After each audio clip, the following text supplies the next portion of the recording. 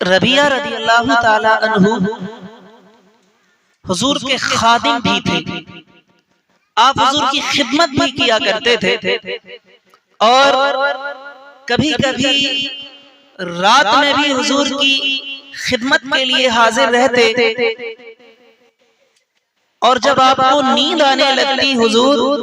آرام فرمانے کے لیے اپنی آرام گاہ میں تشریف لے جاتے، تو حضرت ربیعہ رضی اللہ عنہ کو جب نیند آنے لگتی تو آپ کے سونے کا انداز یہ ہوتا کہ حضرت ربیعہ اپنی پیشانی کو حضور کی چوکھٹ پہ رکھ کے سویا کرتے تھے۔ کیوں؟ اس لیے کہ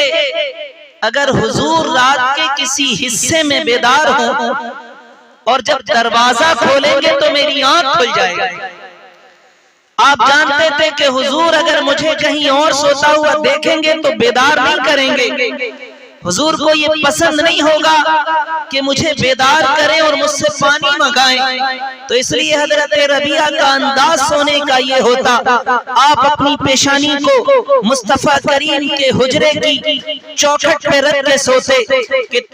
کہ اگر حضور کو رات میں ضرورت ہو پانی کی، کوئی اور حاجت ہو، مصطفیٰ کریم دروازہ کھولے تو اس کی آہٹ سے میری آنکھ کھل جائے۔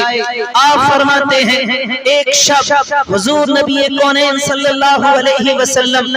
بیدار ہوئے، میں نے حضور کی خدمت میں وضو کے لیے پانی پیش کیا، اللہ کے حبیب نے وضو کیا، وضو میں نے مصطفیٰ کریم کو کرایا، حضور کا دریائے رحمت جوش میں آیا، فرمانے لگے سل یا ربیعہ، اے ربیعہ تمہیں جو مانگنا ہے مانگ لو۔ مصطفیٰ کریم اختیار دے رہے ہیں، ربیعہ جو مانگنا ہے مانگ لو۔ مسلمانوں، ہو سکتا ہے ہم میں سے آج اس دنیا میں بسنے والا کوئی شخص ہوتا تو وہ ہو سکتا ہے حضور سے مال و زر مانگتا، جاہ و حشم مانگتا، درہم و دنانیر کا مطالبہ کرتا، عزت و شہرت کی آرزو کرتا، لیکن حضرت ربیعہ عرض کرتے ہیں یا رسول اللہ آپ کا یہ خادم دنیا میں بھی آپ کی خدمت کرتا رہا ہے، آرزو یہ ہے کہ بعد مرنے کے جب قیامت قائم ہو تو آپ سے میں یہ مانگتا ہوں کہ آپ مجھے جنت دے دیں اور جنت میں اپنا قرب دے دیں، اپنا پڑوس عطا کر دیں۔ مصطفیٰ کریم ارشاد فرماتے ہیں اب غیر ذالک، ربیعہ اگر اس کے علاوہ کچھ اور بھی مانگنا ہو تو مانگ لو۔ حضرت ربیعہ نے پھر عرض کیا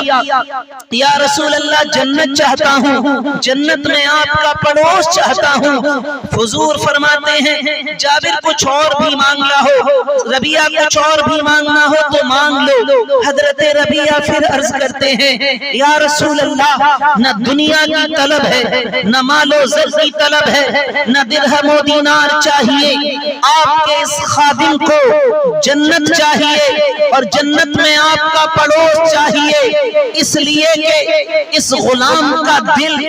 دنیا میں جب تک آپ کے رخ انور کی زیارت نہ کر لے تب تک بے چین و بے قرار رہتا ہے، تو تمنا یہ ہے کہ جب جنت میں تمہارا یہ غلام ہو تو وہاں بھی حضور تمہاری زیارت ہوتی رہے۔ تو حضور فرماتے ہیں ربیعہ جاؤ تمہیں جنت بھی دی اور جنت میں اپنا پڑوس بھی دے دی۔ سبحان اللہ سبحان اللہ۔ حضرت ربیعہ کی قسمت پر قربان جائیے کہ مانگا بھی تو کتنی عظیم نعمت مانگی حضور سے کہ یا رسول اللہ جنت مل جائے اور اس غلام کو جنت میں آپ کا پڑوس مل جائے۔ وہ صحابی جانتے تھے حضور کو اللہ نے یہ اختیار دے رکھا ہے جو مانگوں گا انشاءاللہ وہ مل جائے گا۔ آج کچھ لوگ کہتے ہیں حضور کے چاہنے سے کیا ہوتا ہے، ہم کہنا چاہیں گے حضور اگر چاہیں تو اللہ قبلے بدل دیتا ہے، حضور اگر چاہیں تو ڈوبا ہوا سورج واپس آ جاتا ہے، حضور اگر چاہیں تو چاند اپنے سینے کو چاک کر دیتا ہے، حضور اگر چاہیں تو کنکر اور پتھر آپ کا کلمہ پڑھنے لگے۔ خدا کی رضا چاہتے ہیں دو عالم، خدا چاہتا ہے رضائے امت۔ تو حضور کی شکل میں ہمیں رب کی جو عظیم نعمت ملی ہے، ہمیں اس نعمت کی قدر کرنی چاہیے، مصطفیٰ کریم سے سچا عشق کریں، ان پر کثرت سے درود پاک پڑھیں اور ان کے بتائے ہوئے راستے پر چل کر اپنی زندگی کو بسر کریں، نماز پنجگانہ ادا کرنے کے عادی بنیں۔ اللہ رب العزت کی بارگاہ میں دعا ہے مولا ہمیں اور آپ سبھی کو عمل کی توفیق عطا فرمائے، خوب کی سہرے چمن گل چنے شاد رہے، باغ جاتا ہوں گلشن تیرا آباد رہے، خدا نصیب کرے آپ کو اس قدر شہرت کہ آسماں بھی آپ کی بلندیوں پہ ناز کرے۔ السلام علیکم ورحمۃ اللہ تعالی وبرکاتہ۔